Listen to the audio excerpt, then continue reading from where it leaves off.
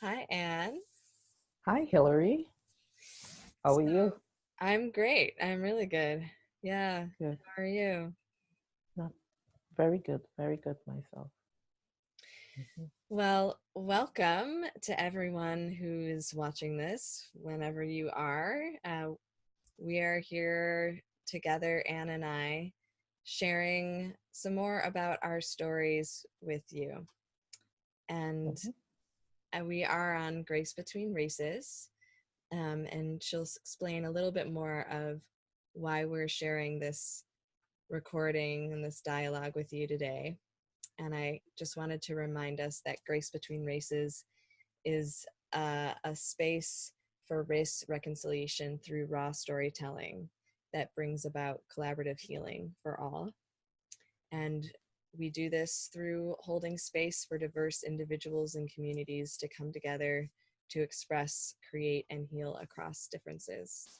And this intention is really to have these raw, honest, open storytelling opportunities with people of diverse backgrounds discussing our experiences of inequality between races and how we experience and how we have experienced um, well, yeah, really how our experiences affected us and how they've affected others as well in society, and to facilitate an atmosphere of support to bring about greater harmony and healing for all beings.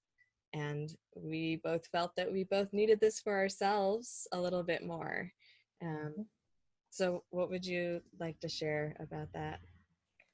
Well, we would like to sit with introducing ourselves as part of the conversation and what uh, we bring to the space that we hold for our guests. And I think it would be important um, for our uh, gatherings to see and hear from us in Grace Between Races, what we have to say and our personal experience, and if we have any insights to bring to the table. Mm-hmm. Um, it's uh, we are part of the group, and Yeah. so it's important that we have our voice and our experience be expressed, and it could be it could act as as a form of growth. I mean, we all in this together, and the growth is not happening on one person; it's happening in the group. And so, shared experience is about hearing from everybody's experience. Mm-hmm. And I think it's important for people to feel that connection between all of us. Mm-hmm. Mhm. Yeah. Yeah, that's really beautifully said. And So I don't know if you want me to get started with why I feel it's important to share and to let people know where I'm coming from, my experience and all of that. yeah, I just want to say that this is what we were envisioning. It was Yes, having this kind of dialogue, and that's how this started. And right, we felt like, oh, we were focusing so much on other people and these right. guests who we love and we want to get to know and we want to do that. Hmm. And um, it happened to be that we had Sophia Boyer on last Monday, and unfortunately, the recording was lost. And so we had to kind of step back and reflect. Yes. And I found myself doing that right afterwards, feeling kind of guilty for losing the recording. And, interesting, like as the white person in this dynamic and this dialogue, like I was noticing my guilt in that. Mhm. And Mhm. the way that I processed that was to sing and to do some meditation and then to speak my truth Right. of that experience. And I felt like we both needed that opportunity to do that. Not necessarily singing, if that's what you do, that's great. But to Maybe I would be dancing. Well, great. We could dance together. Together. um, but Yeah, definitely to have this dialogue, because that's how this all began, exactly. and we want to build a deeper relationship and connection, and not just be focused on, oh, did we get the recording and is it working, all those sort of things. So Yes, here we are, and I'm so grateful that we could create this opportunity to be together. I am so happy about it. Um, and I would just start off by saying that I feel um, today that I come here with a couple words. It's open-heartedness, and I feel like I want to sit with simplicity. And the reason why I say I want to sit with simplicity is because I have a quote that I really, really love. And I did some work a while back and I collected some quotes around that. It's by Leonardo da Vinci. He said, simplicity is the utmost sophistication. Mm. When I was doing my fashion design course, I realized that I was always attracted to a kind of simple lines, simplicity but elegant, you know. And it just touched me when I got in contact with that quote. It just fit right in. And the reason why I'm talking about simplicity is because I think it's easy for us to really get lost in a lot of uh, the world is full of all kinds of situations and language and everyday things that we have to deal with. But sometimes, from my own experience, when we get caught up uh, so much in all of that, we lose focus about the point we are coming from, because we are the point that is coming to the table to distribute or to express. We bring with us who we are. And when we get lost in, especially with technology and the internet and all of that, it's so easy to get swept away with everything that's happening outside ourselves. And this is one of the big reasons why when we first started Grace Between Races, my point was to bring us back to the self, because without the self there is nothing. The universe doesn't exist, or other people doesn't exist without the self. You know, through my eyes, I see everything. I could see everything. If my eye closes, then when I mean closes, I mean if I'm not here, there's that world doesn't exist. And that is in simple terms. And so simplicity for me is just, you know, being first with with understanding. I think there's a big misunderstanding, and it's causing a lot of confusion, and I'm speaking from personal experience. It caused me a lot of problems because I really at one point was lost.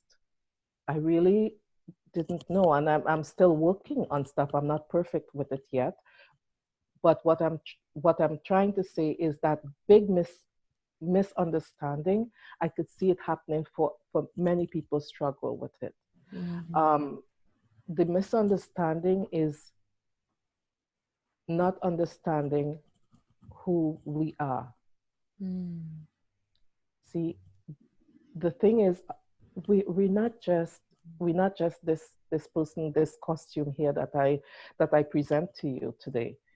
Um, I am the light that is looking through this vessel.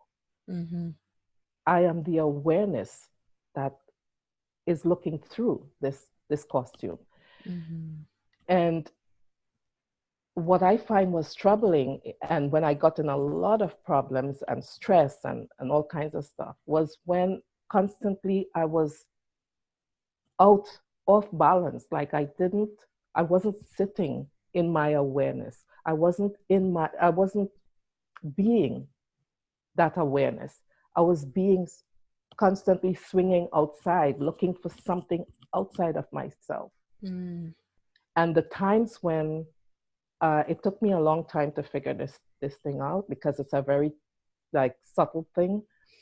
And for a long time, I would be swinging back and forth, and it still happens today sometimes, where I would be feeling really, really connected and really grounded, and then boom, some situation comes up, or I get pulled out of my centeredness, and I was like everywhere and fighting with life and feeling really, really struggling.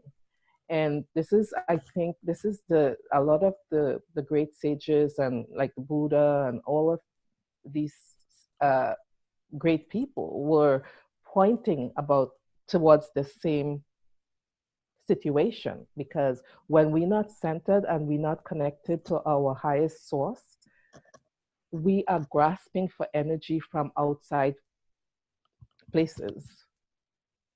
And that outside places, we have to compete, we become jealous, we become all the things that plague humanity. So my point is that we need to really sit back and take the time to really ground ourselves. This is why meditation is such a big thing right now, is because a lot of people are understanding that we need to come back home. We need to ground ourselves. We need to come from that space of awareness, because from that space, we are whole. There's no need, there's no grasping, there's a stillness that exists within us. And so we don't go outside looking and struggling to figure out who we are and what we need and why we need it and how we're going to get it. All of that stuff is really because we are not connected with our wholeness, Mm-hmm.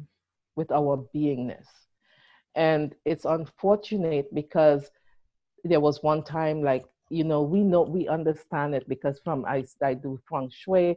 From a feng shui perspective, it's it ends up showing up as clutter. We end up feeling like constantly, and really, the whole greed thing is not only about money.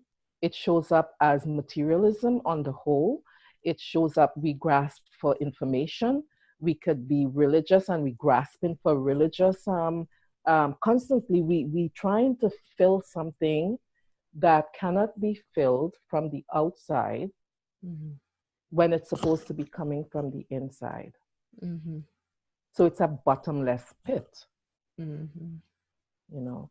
And so, from my experience, I had to pull away from all of that outside and really pull myself in and ask myself some serious question, because I've always had some values, and I mentioned that before, that I live by, and I'm happy that I did that, because coming from the islands where I grew up, it's not like a common thing for us to look within, but I was constantly looking, not looking, but I wanted to understand myself better within the context of the whole. And one of the questions that always came to me was, who am I and why am I here?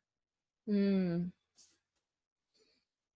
You know, Mm-hmm. and by digging deeper into those questions, it helped me to really understand. But not only that, I want to really say this quickly because I don't want to take up all the time. I know you have to say something, Hilary, but um,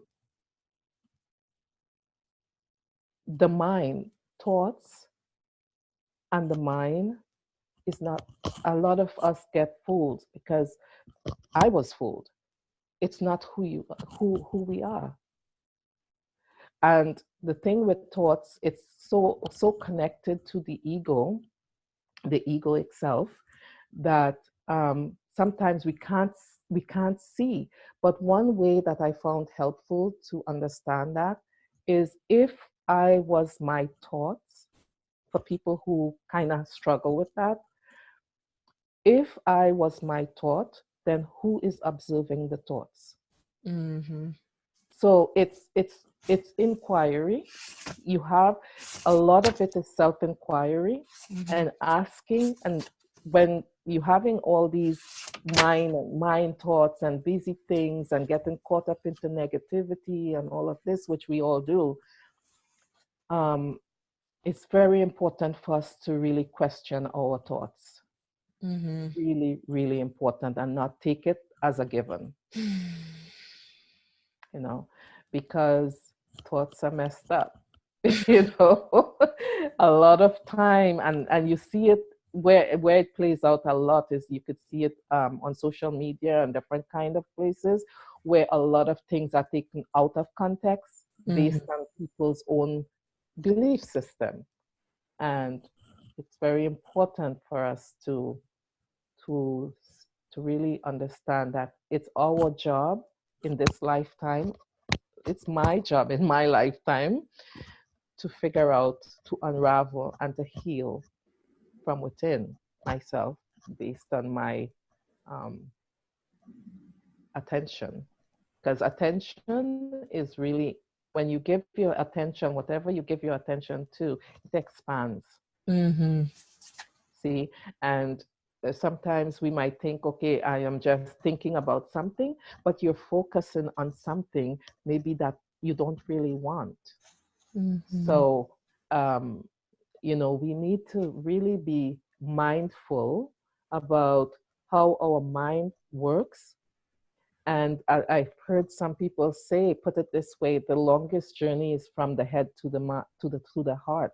And in my journey, the feminine principle is a healing place for me, because it brings us to the heart rather than keep us in the head. And so it's very important for us to have that balance, to understand the right hemisphere and the left hemisphere, how it works, and to understand that we need balance. Mm-hmm. This we live in a society that is really a lot of left brain thinking, and all kinds of stuff. Um, but we need to balance those polarities and really center ourselves within the truth of who we are. And that awareness, sitting with that awareness, is the truth of who we are. So we bring that to the world, not going outside to fix something necessarily. They talk about doing, but not doing at the same time. It's a kind of paradox. But what we're doing is, we when you're coming from that space, you're doing actions, but it's so refined, it's so precise, there's precision, there's clarity, you know. So when we look at people who have been grounded very, very deeply and solidly within the truth of who they are, they move in a certain way, they experience life in a certain way. Mm-hmm. And that sometimes we might want to call that, like, maybe enlightened people, or people, more evolved people. But really what it is they found the way to sit within the truth of who they are, Mm-hmm. within their beingness. So this is the simplicity that I bring to the table. And I'm a creative person by nature. I love creativity. So arts, painting, sewing, cooking in creative ways, all of those things appeal to me. And one quote that I'm going to kind of close off with is by Charles Mingus. And he said, oops, sorry. Okay, I just need to fix this. Okay. Yeah, he said that making the simple complicated, is commonplace, but making the complicated simple, awesomely simple, that's creativity. Mm. So Mm-hmm. I love those two quotes. I really like it. It's guided me. It guided me for in a lot of ways to really come back on the ground myself, to be grounded and be simple and take simple steps. Even in when I'm painting or I'm doing all these other things, I am in my truth. Mm-hmm. I work from that space. Mm. And so I will just put up for Hilary to take her space. Thank you for listening. Thank you, Anne. Yeah, I wish I could, hold on to your talking stick and hold the power of it, knowing the deeper meaning of it for you that you shared with me when we were beginning this initiative together. Right. And I'm just really deeply ingesting and receiving the wisdom that you shared with me, with us. And yeah, I I had a lot of recollections for me during this process of creating Grace Between Races with you. And also I was at this Buddhism and Race conference at Harvard Divinity School on Friday. Mm-hmm. It feels longer ago than it was. And there was a lot of conversation around simplicity and complexity. And we had a conversation in a lunch circle with, actually it was all white people who ended up in my group just randomly. And we were talking about food and Buddhism and ethics and race, and as we were eating. And what people were bringing up was really this dynamic around complexity and simplicity. Right. And I volunteered to be the person who was writing and the person who was actually going to then speak what it was that we wrote down together. And I'm just wondering if you can go on mute, just because I'm getting a little bit of feedback myself from, maybe that'll help. Yeah. Oh, that helps a lot. Thanks. And and I ended up being this person who was the spokesperson for our group. And I didn't really think about, what is that going to feel like? I just felt like, okay, I have an openness to do that. And I'm an Aries, and generally I understand Aries are like, oh, let's just go for it. Let's go ahead, and sometimes I don't sit and actually reflect about like all the things that might come as a result. And I'm really inspired and motivated in the beginning of projects. And I think that's a good thing. And also what ended up happening, not that this was bad, but it was challenging, is that I ended up being the spokesperson for, it felt like, white people almost, because we were having this feedback conversation, and the people of color started the conversation in the space around, so, what are our experiences around food and race inequality and access and ethics and Buddhism, and the white moderator wanted to be like, okay, the first question, and then the second question, and then the third question, and we're going to answer the first question now, and so who would like to give feedback from their group? And it was like, no, like that's not happening. And it happened to be that just people of color were like, this is my experience, and they took the space to really use it for their beings and for their mission in the world. And you know, and I wanted to be a good white student. And so I was looking at my notes and I was like, so what did we say? And I like summed it up a bit, but I could feel this energy, this anxiety energy inside of me. And this is a room that I spent many classes in at Harvard Divinity School when I was a student there. And I was like, I know that anxiety. Like, I lived in that anxiety for 3 years, and I'm many more years as well. It's just there's a certain kind of vortex when one is sitting in that kind of space where thousands upon thousands of people have been at Harvard, and what does that mean in our culture, and kind of the weight, and like we can step into that field and we are representatives of whatever it is that our life experience has offered us within that field. And so I'm sitting in the middle of the room and I'm feeling like, oh, I'm the representative for white female experience within the Buddhist context right now. And it was not comfortable. And the reason I didn't feel comfortable was because I wasn't really coming from my truth as a unique individual with very unique life experience. I felt the pressure to show up as a representative.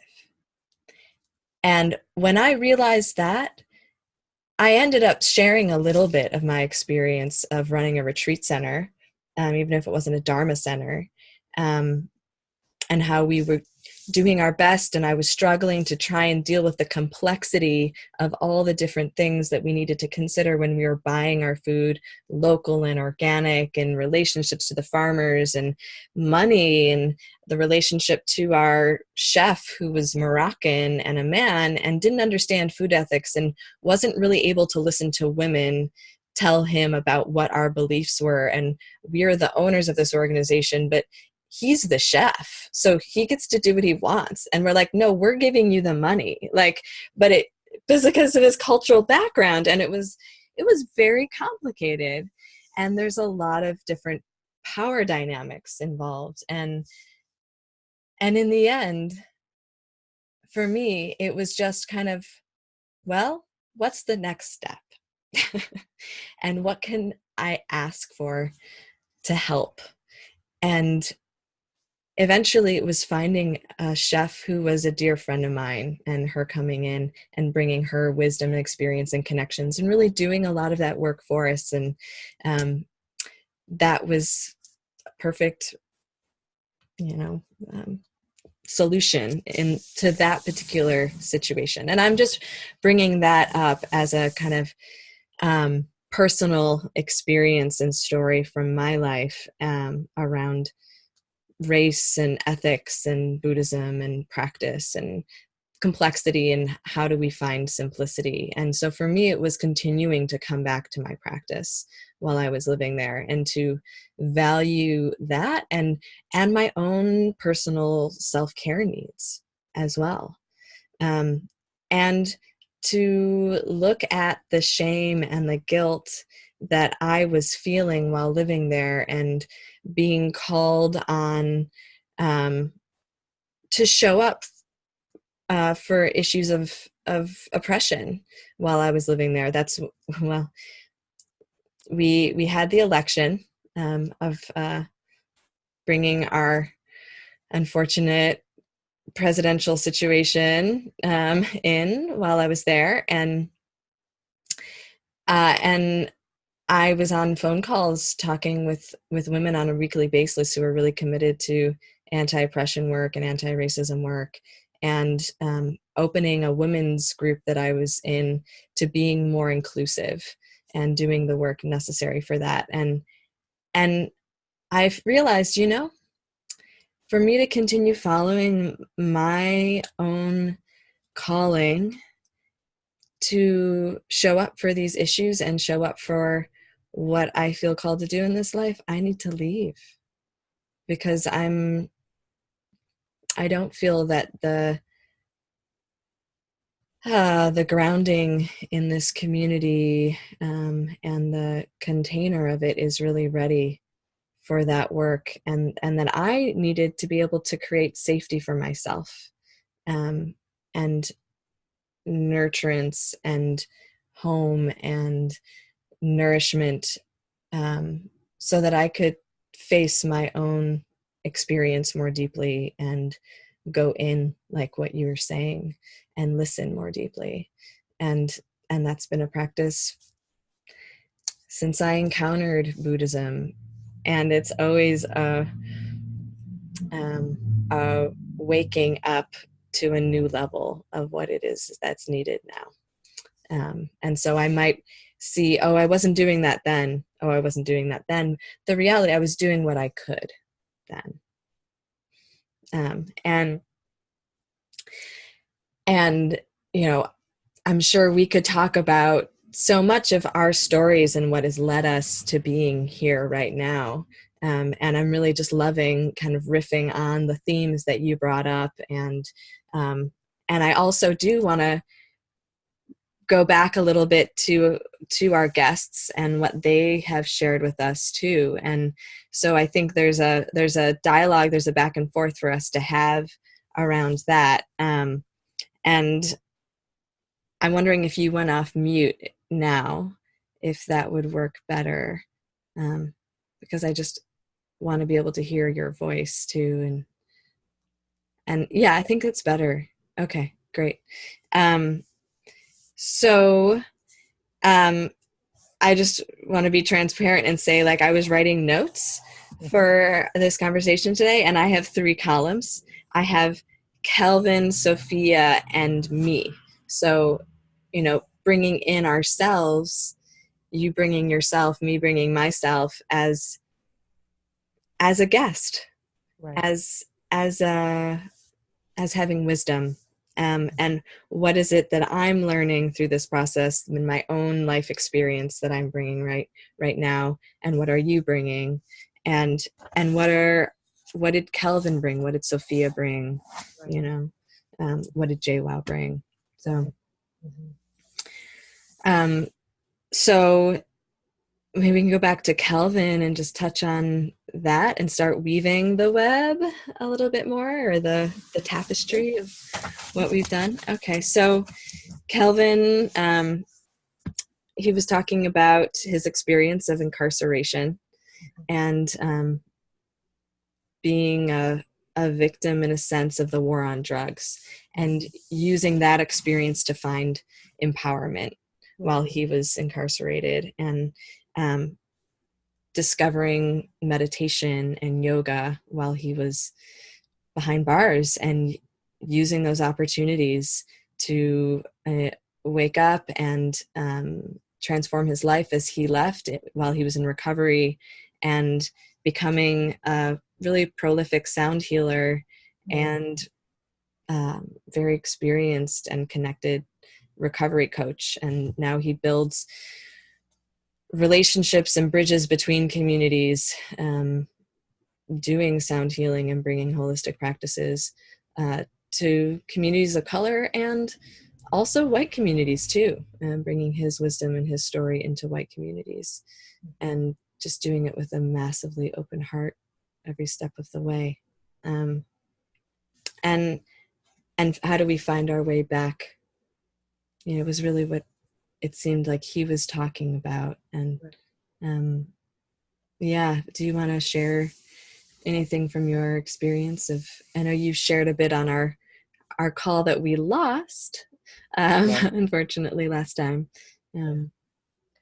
Well, I mean, if I touch on Kelvin a bit, again, he brought the point out about what happens when we are disconnected, what happens when we are lost, how we struggle with life. And part of it is not being aware and, getting yourself into problems with violence, drugs, the prison system. It's all set up to, it's all there to as bad as it is, I mean, it is sometimes the catalyst that causes us to switch back, Mm-hmm. to turn around, um, so what I like about his talk is the fact that he used his experiences as a stepping stone, and he walked us through what that stepping stone was. I mean, that meditation brought him, and using all the different modalities to kind of bring him back to himself, basically. Mm-hmm. Um, Yeah. Yeah, I just want to speak to, I watched 13th, this video, this film beforehand, and really how slavery is still present with right, us through right. the war on drugs and mass incarceration. And yes, of course, there are white people who are in jail because of drugs. And I've experienced, I had a misdemeanor against me because I had a little bit of marijuana in my luggage that I forgot about. And, that woke me up in a way. It woke me up to reality that, oh, I have so much privilege. Right. I can just pay that fine and walk out and have that off my record. Someone like Kelvin doesn't have that privilege. And there are so many men, especially men of color in prisons, who are doing slave labor, and harvesting our vegetables, for instance, or working for, I don't know, some large corporation that's providing some convenience for us. And I say us as more privileged people. So, yeah, so that was very heartening, or disheartening. Sorry, disheartening. I think I want to say something on that.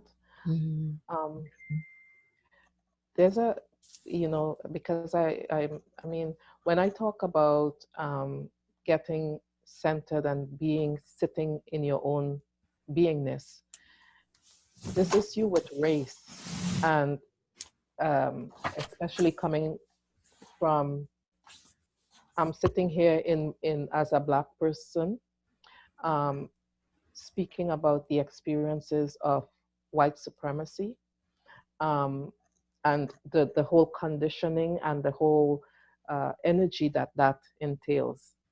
Um, it's easy, because coming from a Black person, I know that we need a lot of healing. But I think what we're missing, a lot of times we miss the point that on the white perspective, and this is coming from my own awareness, my own opinion, they have a lot of because Sorry, we just missed what you said. I have dealt Ann. with Ann, can you say that again? Yes? There was a glitch. Okay. Talking I about said white that people and what they're missing. they're missing, they need a lot of healing, a lot of healing.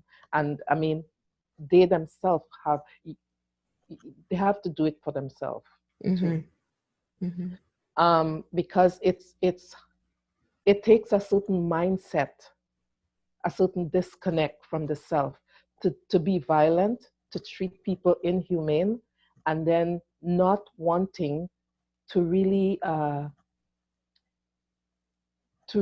reconcile that, because that is not coming from outside, it's coming from within themselves. And people could only give what they have. And this is the point, because a lot of time when we talk about white and Black issue, we talk on it like, I don't want to get sucked into the arguments. I want to be in a position where what I'm giving could help both sides of the spectrum see where they could correct themselves. So the problem with that is when people, if people don't feel good about themselves, they can't give what they don't have. And I don't care how much riches you accumulate, how much education you may accumulate, how pretty the outside might look. that's just that's just looks. Mm-hmm. That's just a surface thing.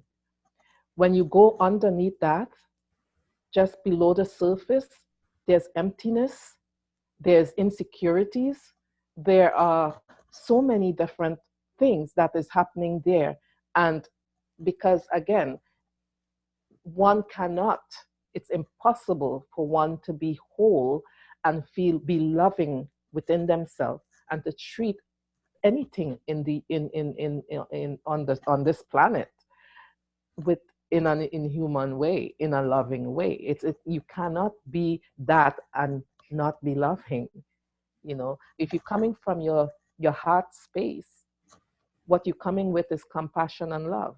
Mm-hmm. And if you are violating people because of, and that's such a silly thing, because color, you know, we accept the flowers for all the colors, we accept birds for all the colors, we accept everything else in the universe, and then it comes to human being, and we say, okay, you're black and I'm white, and I'm better than you, or you're less than me, or I am above you, or this is so silly. Like it just doesn't make a lot of sense. But then it's been buried in the code within our society, within kind of the DNA code within our society. So every time, every little thing, it always comes back to white and black. Mm-hmm. And for me, that's really like, it just shows the distance we have come, fallen away from our true essence Mm-hmm. of our being. Because if we could make decisions, and huge decisions, because when we're talking about decisions, we're talking about people's everyday life based on color. And this is the ignorance, because it is an ignorance, and ignorance in this term does not mean bliss. Ignorance based on disconnection of our humanity, Mm-hmm. you know. And so when we see it unfolding, because I'm going to speak from a little bit from my own experience, when we see it unfolding where somebody could shoot somebody and kill them without regards, or we could see that little children are starving, and whether you run back tomorrow and you just hand them a piece of bread, that does not solve a problem that you created in the first place. You know, that does not solve a problem, because what you're saying to me is that you're not you're not valued to be human, but I'll throw a piece of bread. I mean, I've been walking with my granddaughter to Halloween, and we reach in some rich people area, and the kids just was pelting the candies like little dogs to the kids. This is not okay for real human being to feel like I am so superior that I have to treat someone else or anything else in that way, Mm-hmm. you know. So when I see it showing up, in, of course it rattles me. I don't like it, it doesn't feel good, it doesn't, but I go beyond and I see the ignorance of the people who's behind that mindset. And so from that perspective, um, I react, because I pulled my granddaughter and said, let's leave right away from this area and let's just go somewhere else, you know.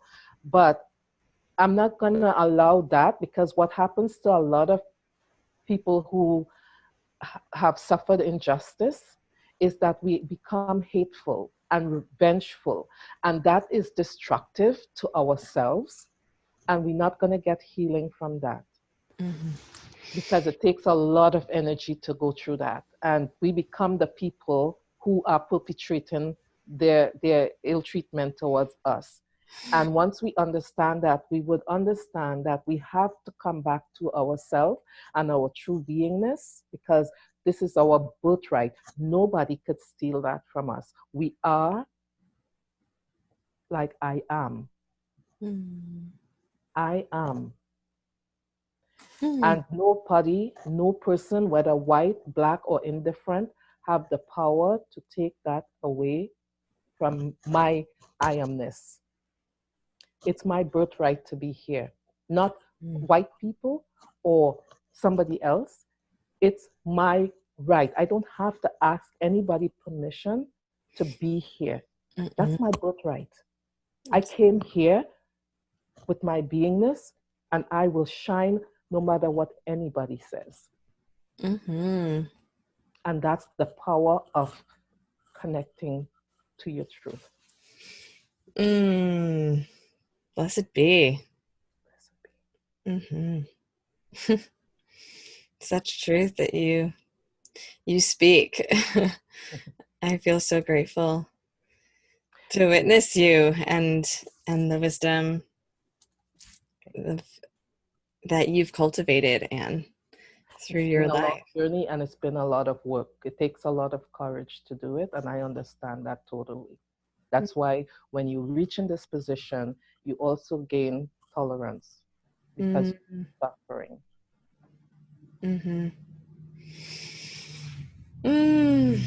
Wow.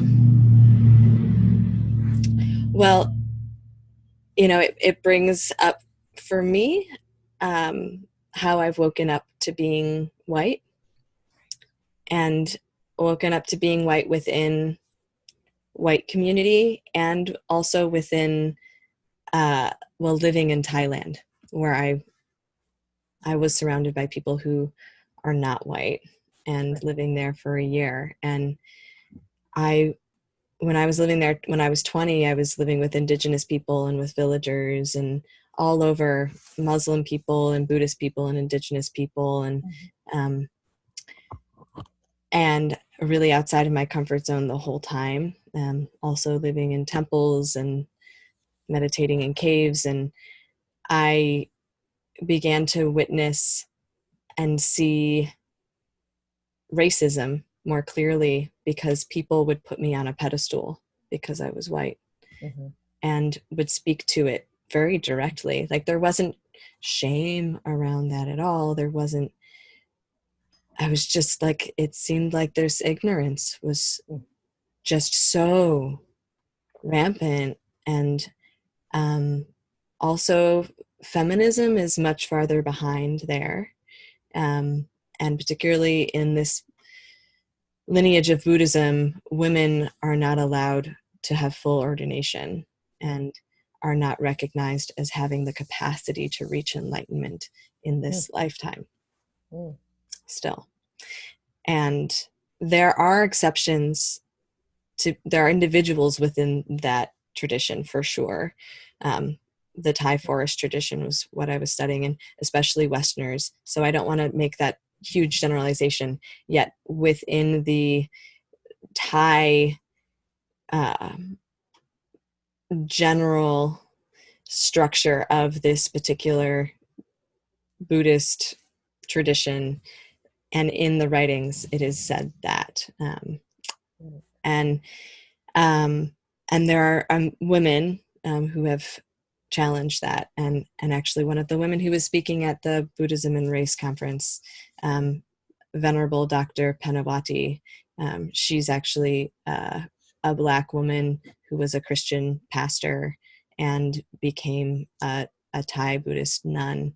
And she was the first woman to ordain Theravada nuns to full ordination in Thailand.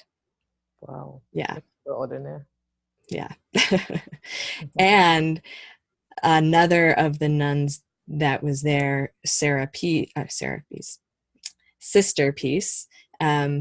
she's within the Thich Nhat Hanh lineage of Plum Village, and she spoke to a story of being in Thailand and also witnessing Thai nuns with shampoo that was a whitening shampoo.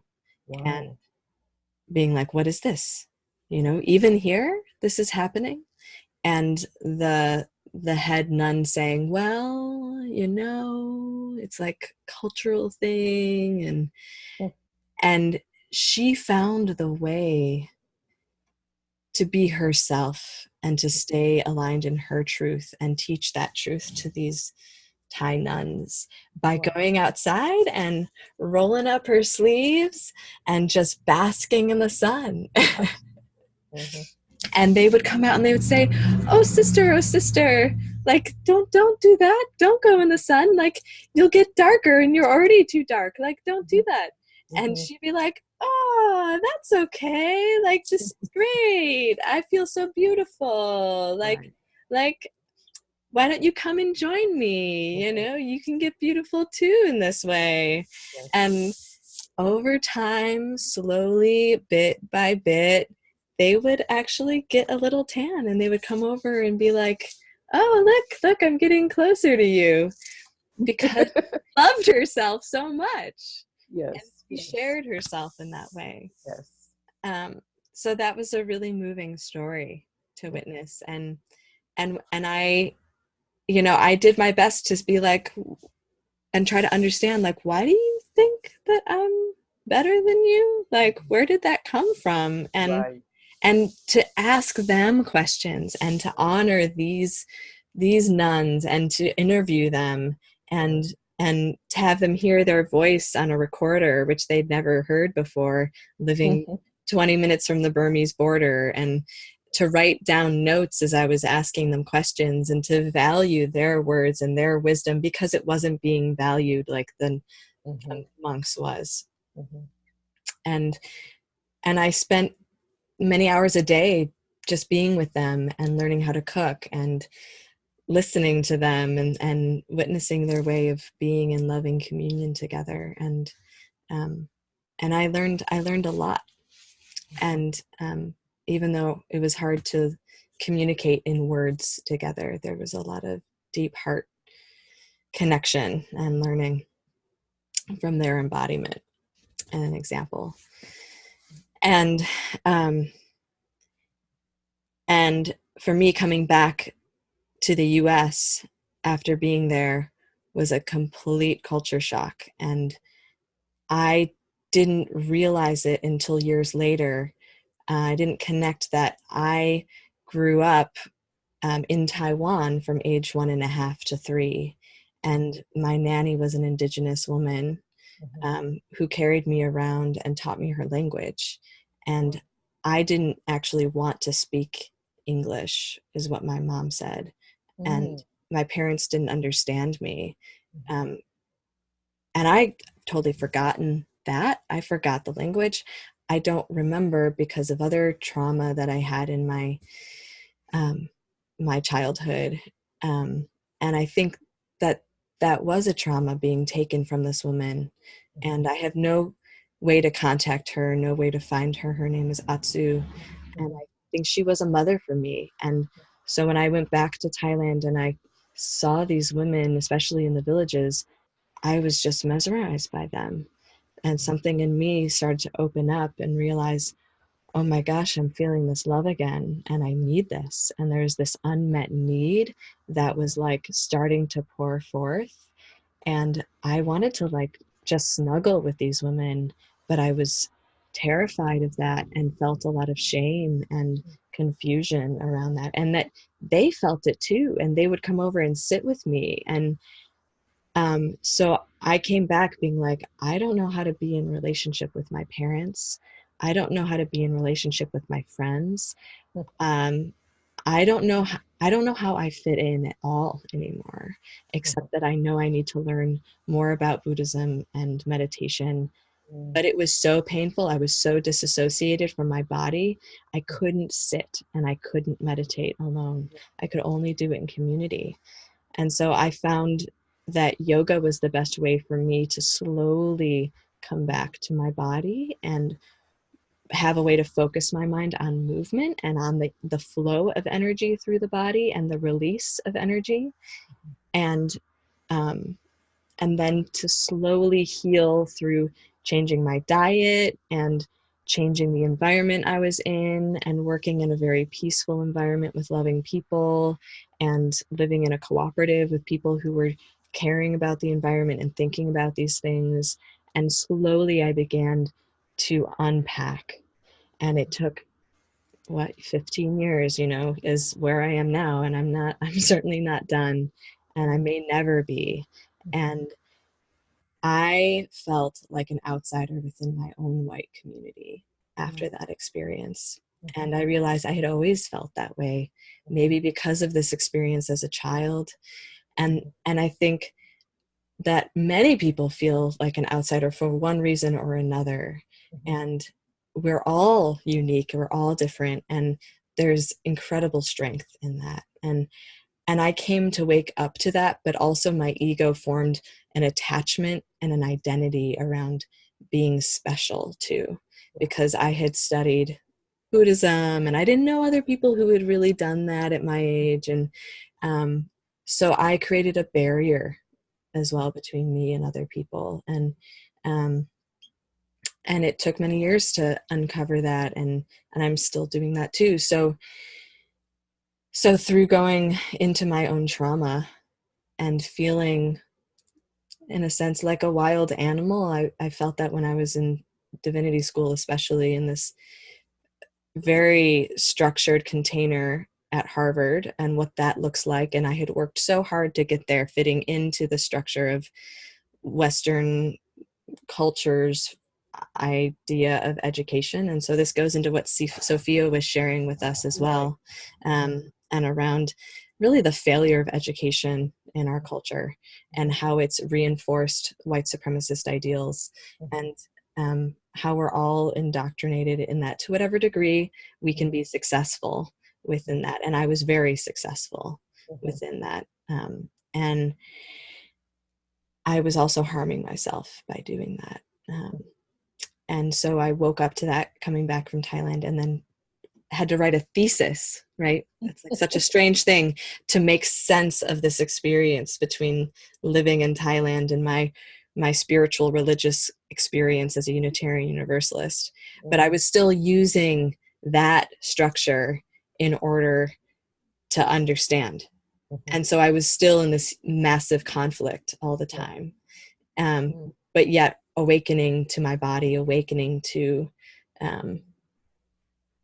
trauma and to joy too. And this contrast, and like you were saying, extremes as well. I hadn't had access to my emotional extremes, to my physical experience of pain in those extremes before, because I locked it down. And so as we start to open up, we need to have more practices and more support and more mentorship, guidance, community, lots of different things to support our process of healing, and be very tender with ourselves.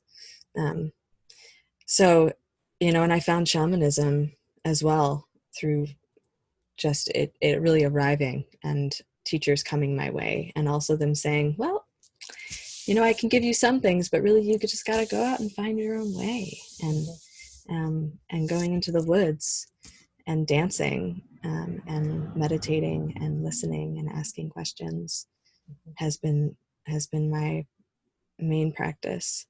And I've received practices through doing that. And Buddhism has facilitated the receiving of those practices. And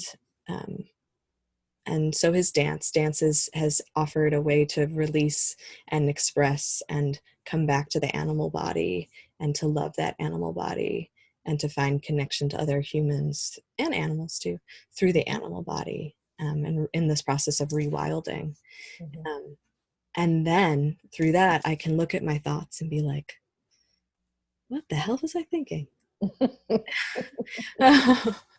And can see them more clearly, and can be in inquiry about where they came from, and can learn to let them go, and they just fade into the background. And then the truth can arise more consistently. So right, that's what Sophia was telling us. Yeah. Like, teach what you know and share it. yes, she also dealt a little bit with simplicity, like getting there, like going, meeting people and being one-on-one with them, and Mhm. sitting with them. Sometimes, we come, as the quote said, we complicate things too much. What it is to sit with people. People are so lonely, and sometimes just sitting in silence could be so healing if you're in your own groundedness. Yeah. And I have to touch on JWOW a little bit Oh too. yeah. JWOW brought, for me, what stood out with him is, with her, him, they. What stood out for me with her is her talk about the bridge, about anchoring, you know, and how we need to anchor. But for me, that anchoring is really coming from with connecting with yourself, and once you come from that space, then when you approach the issues, you coming with wholeness and centeredness and groundedness, and you bringing that to the people. And um, I have to thank also my feng shui teacher, who is Dana Claudette, Mm. and from the School of Intention, and she really gives a lot when it comes to um, like all other sources and help on those things. And one of the books she pointed out to me was Power versus Force. When we are not grounded, we come from a space of force. We force things, Mm-hmm. And in that book, it talks about when we coming from our source of power, um, we have the capacity to transform through our energetic field many, many people. We help them. We lift them up, and that is why empowering people is much more powerful than fighting issues, because in I think it's I can't remember if it's in jujutsu or something. In that technique, they talk about um, like moving towards something with if you move towards something with force, you get the full impact. But if you go along with it, move along with it, you will be able to kind of anchor yourself in a certain way, so that it just moves out of your way without being so destructive. And so when we go head on with arguments about fighting issues and trying to solve issues through arguments, it's a lot of wasted energy from my perspective, and it ungrounds people, because then you're sitting in the negativity, and it's a never ending battle. We've been there, we've done that, it didn't work, it doesn't work, and it will never work. Mm-hmm. So we need to heal. We need to go back to ourselves. Each of us need have our work cut out, because each of us have a part of this puzzle. Mm-hmm. And once we go back to that space, each one teach one, right? Yeah. So when I get into my centeredness, I can help. I go out and I help. I connect with people who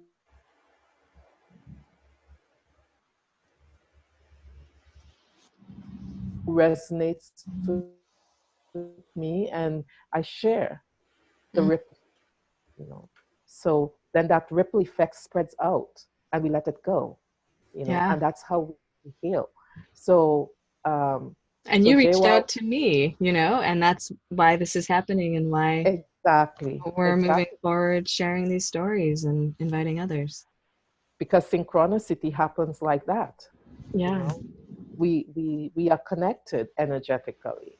So when we resonate on a certain frequency, then we would kind of pull the people and be connected to the people that's vibrating on that same frequency. So it's just a matter of understanding our power, Yeah. that we are not just human beings running around with physical things. That's a part, that's part of it, but it's not all of it. It's not the big picture. Mm-hmm.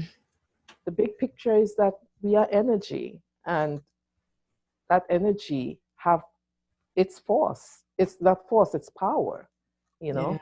So that power, we need to harness it Yeah. and work with it to our advantage and not work from a disadvantage point. And that's the only thing I have to say about Sophia, is that she's doing marvelous work, you Mm. know, but needs, I don't know, you know, her grounding methods and all of that, but if we find ourselves like spreading ourselves too thin, it's and rushing around, it's also part of the the issue that a lot of activism have, or activists have, is that they burn themselves out, and you lose your ground because you get caught up in the fire itself. Mm-hmm. So finding a way to sit with your own beingness and some kind of um, meditation or some kind of process that you could come back to the self, ground yourself, is the most effective way to go back. By empowering yourself is the most effective way that you could help others. Mm-hmm. So that's my, to conclude all my, from the past guests that we have, and what came up for me from each of their, um, from each of their discussion. Kelvin was, as I said, he used his life as a, his process was as a stepping stone rather than as at a disadvantage. So he Yeah. was, so in my sense, and he showed us what his process was Mm-hmm. and still is, which is, you know, using yoga, meditation, and even and all these different modalities for his own groundedness, and that's marvelous. Yeah. And you too, Hilary. I Oh. want to say you're such a dynamic person, and I, you know, I am so moved with your capacity to be vulnerable, because I know it takes a lot of courage for that. Your capacity to move, you know, to be flexible, to move with the, you know, it's that doesn't come easy for everybody. So, and I know it's probably something you're still working on with too, Yeah.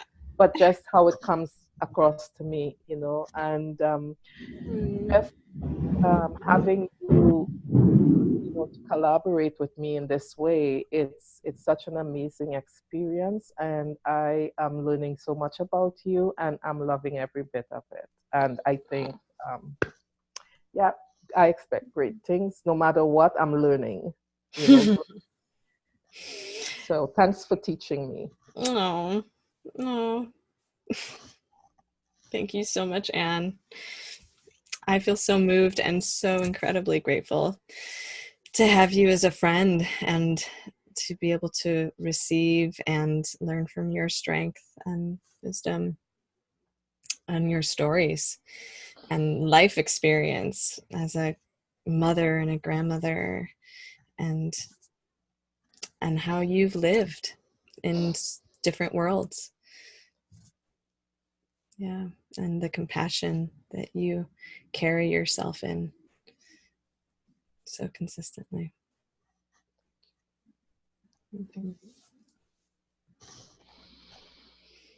Hmm. And before we sign off, I want to say that next Monday on the 18th, we will have Lolly B joining us 6 to 8.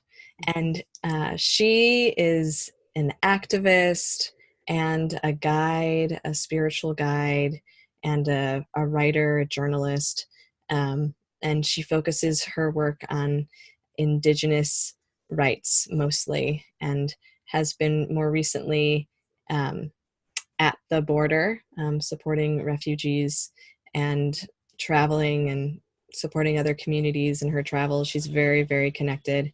And a lot of people know her through her work that she did at Standing Rock. And she was there most of the time, if not all the time, and built a lot of connections through her journalism work, and was on Facebook Live so much of the time, and showing people the reality of what was happening there, and building deep relationships. And so she is going to come and share with us about Native, Indigenous, I guess, their perspective on cultural appropriation, and what we can do as white people, as people of color, as people who are not native to the land that we are on, not indigenous, to honor the indigenous people. And she brings the perspective from many different places and many different peoples. So I'm really looking forward to hearing her speak. Oh, sounds awesome. I can't wait myself. Yeah, so 6 to 8 on Monday the 18th, and we'll also post that online. Hopefully Yes. it'll all work out. Yes. And maybe somewhere in the future, probably we could have Sophia back to do a little something again. So yeah. it was unfortunate that I know she's a busy lady, but it would be nice to replace that missed conversation in some way. Definitely. Yeah, I will definitely reach out to her about that. Yeah. All right. Well, thank you, Anne, and thank you all who are watching. And we invite you to offer your feedback and continue to check in and tap in with Grace Between Races. Yes. Yeah. Thank you. Thank you. Thank you. Thank you. Blessed be.